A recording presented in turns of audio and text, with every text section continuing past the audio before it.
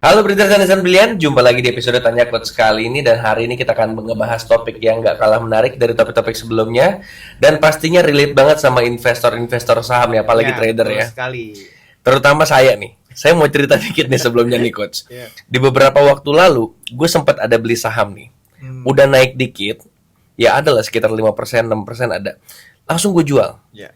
Tapi giliran ada saham gue lain nih, yang lain nih turun nih, itu malah gue tahan terus.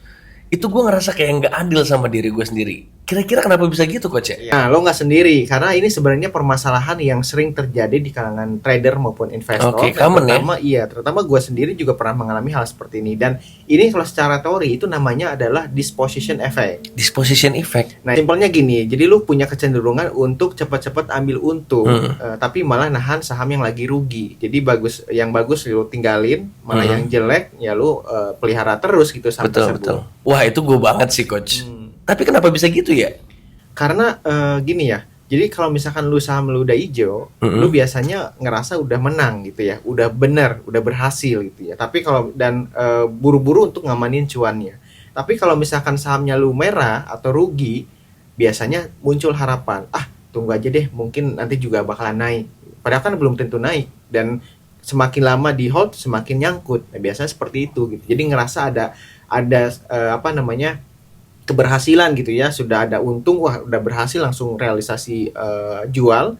Dan ketika rugi itu ada harapan yang memang pengen berharap ingin saham tersebut bisa kembali naik gitu. Nah, ini gue pernah ada beli saham tuh, udah sempat naik sampai 7% tuh Coach.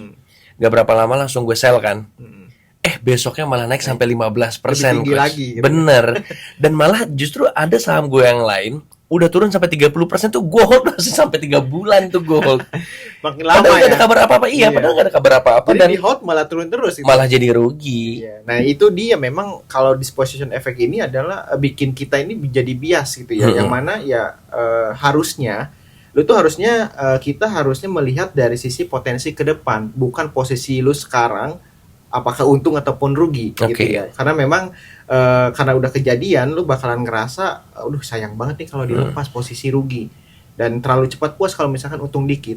Nah, biasanya kalau misalkan kita beli saham kemudian sahamnya turun, semakin rugi, semakin turun dalam, akan semakin sulit dan semakin gak tega untuk cut loss gitu ya. Nah, itu yang biasanya memang membuat ngehold saham-saham yang rugi dalam jangka waktu cukup lama gitu. Betul, karena kita mikirnya sayang kalau udah ini rugi kan. Nah, jadi solusi yang baik untuk mengatasi kebiasaan-kebiasaan kayak gini gimana Coach? Ya, sebenarnya banyak beberapa hal ya yang bisa kita lakukan. Yang pertama, lu harus punya rencana sejak awal ketika mau beli saham. Nah, ini biasanya istilahnya itu adalah trading plan ya. Jadi kita harus membuat dan menentukan level berapa kita harus jual ketika untung maupun ketika rugi. Nah, itu harus jelas dulu di depan. Jadi jangan sampai nanti kita beli saham terus bingung nih harus diapain sahamnya gitu ya. Jadi tentukan dulu trading plan-nya. Dan kedua, lu juga harus latihan buat ambil keputusan berdasarkan analisis. Nah, jadi bukan perasaan. Di saham itu nggak boleh baper gitu ya. Jadi harus semua keputusan itu berdasarkan analisis. Jadi lu kalau misalkan punya saham, lu harus tanya nih ke diri sendiri.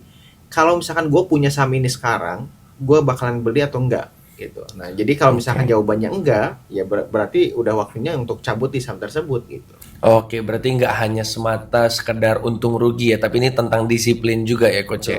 Ya, karena kalau lu bisa atur strategi dari awal, disposition effect ini bisa dikurangin gitu. Lu bisa lebih fokus ke saham-saham yang berkualitas dan juga bukan cuman fokus di saham-saham yang memang warna merah atau hijaunya doang di portofolio gitu. Jadi pasti akan mempertahankan saham yang bagus ya, dan meninggalkan saham-saham yang memang sudah tidak bagus gitu. Oke, nah itu dia teman-teman solusinya. Nah, mulai sekarang kita harus bisa ngebedain ya, membuat keputusan mana yang emang berdasarkan analisa dari fundamental, jangan membuat keputusan karena emosional, karena baper ya Coach ya. Iya, karena memang di saham itu yang bikin bertahan itu yang bukan siapa yang paling pintar ya, tapi siapa yang paling disiplin. Betul. Oke, itu dia teman-teman untuk episode Tanya Coach kali ini. Buat teman-teman yang punya ide buat kita bahas apa di episode selanjutnya, boleh komen aja di kolom komentar, akan kita coba bawakan dan kita bahas lagi ya di episode selanjutnya. Sampai jumpa di episode Tanya Coach selanjutnya.